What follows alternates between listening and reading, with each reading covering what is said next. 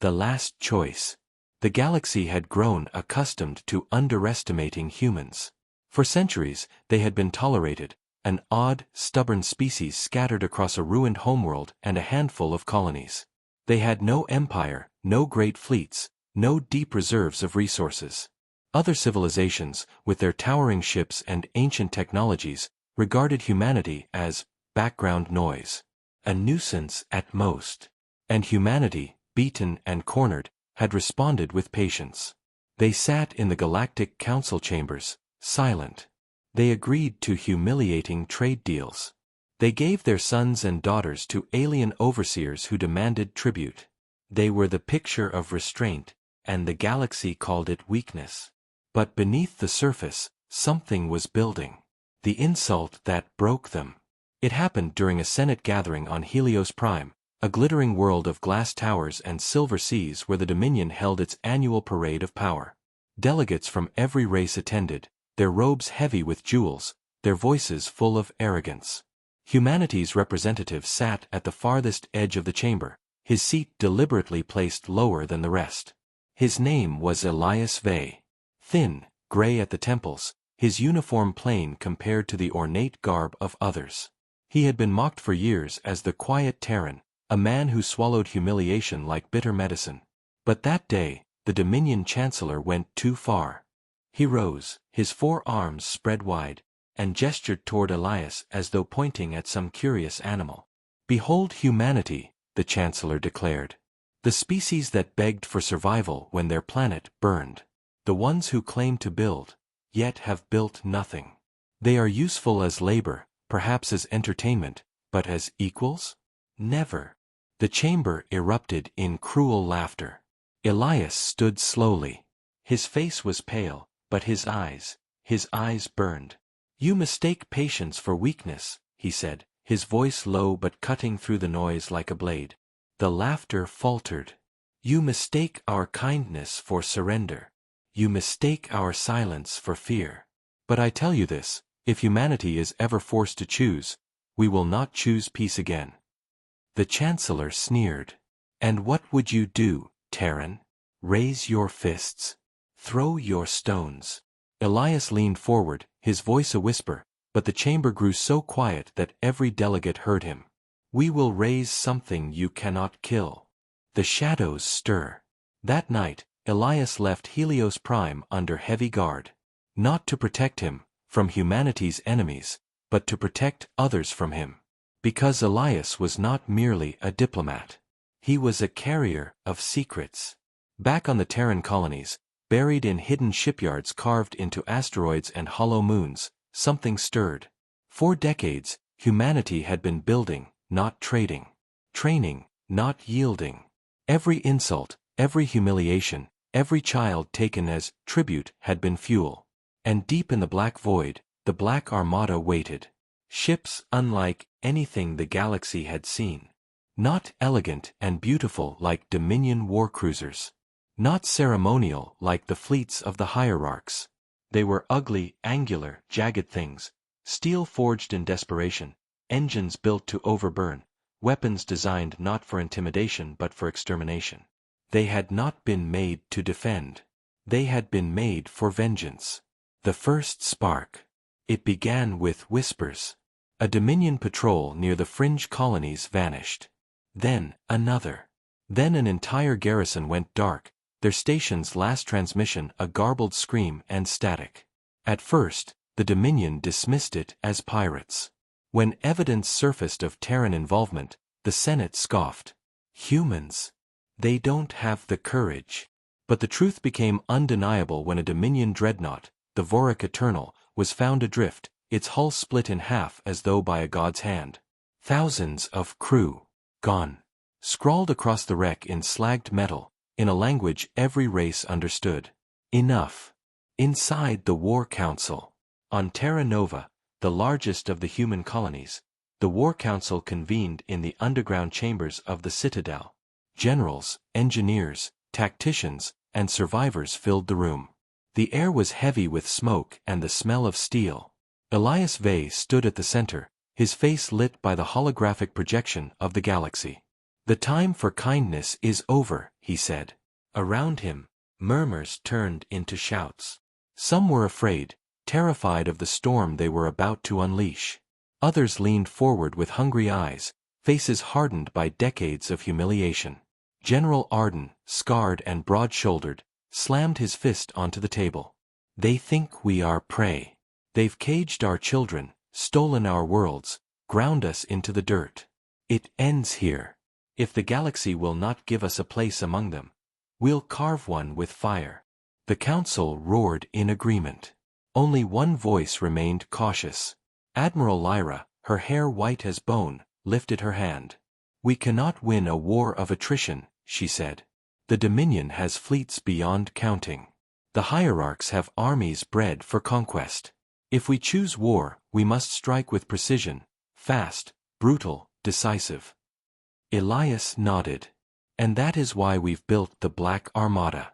Not to fight long wars. To end them. The enemy learns fear. The Dominion finally realized something was wrong when an entire star system, Kelrose 4, was silenced. Their fleet arrived days later to find nothing but wreckage. Dozens of stations shattered. Orbital defenses melted. Cities burned until their surfaces glowed. And orbiting above the ruin, a single Terran warship remained. It broadcast a message across every channel. This is humanity's answer. The warship then jumped to lightspeed before they could fire. The Dominion screamed for blood. The Senate declared humanity an enemy of the galaxy. Orders went out. The Terrans were to be eradicated. But even as they prepared their fleets, the galaxy trembled. Because for the first time in memory, it was the Dominion that felt hunted. The suspense builds. Everywhere, the signs appeared. On the ice moons of Valora, Dominion soldiers vanished into the snow, their bodies later found frozen in jagged displays. On the trading world of Kethra, human operatives detonated power cores, plunging the planet into darkness for weeks. And then came the whispers. Not from humans, but from Dominion survivors. They don't fight like us. They don't fear death. They enjoy it. Rumors spread like wildfire, that the humans had awakened something in themselves, something primal, something the galaxy had forgotten. That kindness had been only a mask. That patience had been a trap. Now, the mask was off. The terrifying revelation. Elias Vey stood again before the council, this time not in Helios Prime, but before his own people. The holographic galaxy shimmered red with Dominion strongholds. He reached out and touched one, and it burned away. This is no longer survival, he said. His voice was calm, but his eyes glowed with a terrible certainty. This is reclamation. For every life they've taken, we will take 10. For every child they've caged, we will burn a world. We offered them peace. We endured their chains. But now. He paused, letting the silence stretch. Now we choose war. The chamber erupted, not with cheers, but with a low, savage roar. A sound more animal than human, a sound born of centuries of rage breaking loose at last. And in the blackness beyond, the Black Armada began to move. One by one, warships powered up, their engines igniting with fire that painted the void in crimson. Their hulls bore no symbols, no insignias, only scars of steel. They moved not like soldiers, but like predators unleashed. The galaxy had laughed at humanity's kindness. Now it would scream at humanity's war. The Black Armada. The first strike had been enough to silence laughter. Kelrose 4 was a graveyard now, its cities reduced to smoking craters, its orbital stations slagged into drifting debris. Survivors, if there were any, were silent. The Dominion had dispatched fleet after fleet, but they found nothing but the ashes of their pride. The humans had struck. And they had vanished. The galaxy, for the first time in millennia, whispered in fear. The hunt begins. In the command chamber of the Dominion's High Fleet, Admiral Varrix slammed his clawed hands onto the holotable. His mandibles clicked in fury as the flickering images of destroyed worlds hovered before him. "Find them!" he roared. "Scour every shadow, every barren rock. These Terrans think themselves hunters? They will learn what it means to be prey. But even as he spoke, his officers avoided his gaze. They had seen the wreckage. They had seen the messages carved into steel with fire. Enough. The humans were not begging anymore. Shadows in the dark. A month later, the Dominion warship Kareth Dominion was patrolling the border worlds. It was a Leviathan, a floating fortress of steel bristling with weapons. Its crew numbered in the thousands. They were confident, armored in their might. Until the lights began to fail. One by one, corridors flickered into darkness. The hum of the reactors dropped into an uneasy silence. Then, screams, short, sharp, cut off before alarms could be raised. Captain Ralvek stormed into the control deck, mandibles grinding. "What's happening?" No one answered. Every screen displayed the same thing. Static, with a single word burned across it in jagged Terran script. War. Then the ship shook, as though something massive had struck it from the void. Red lights blared. The crew scrambled. Through the viewports, they saw it. A Terran warship. It did not glide with elegance, it tore through the dark like a predator. Its hull was jagged, its weapons glowing with a white-hot fury. And yet, it was silent. No signals. No demands. The Kareth Dominion opened fire. Plasma bolts, rail slugs, energy beams, enough to tear apart a small moon. The Terran ship slipped between them like smoke. Then it fired. One shot. Just one. And the Dominion dreadnought split in half, exploding into molten fragments that spiraled into the void. The Terran warship vanished before the wreckage cooled. Humanity's message. On Helios Prime, the Dominion Senate gathered once more. Fear gnawed at the once arrogant chamber.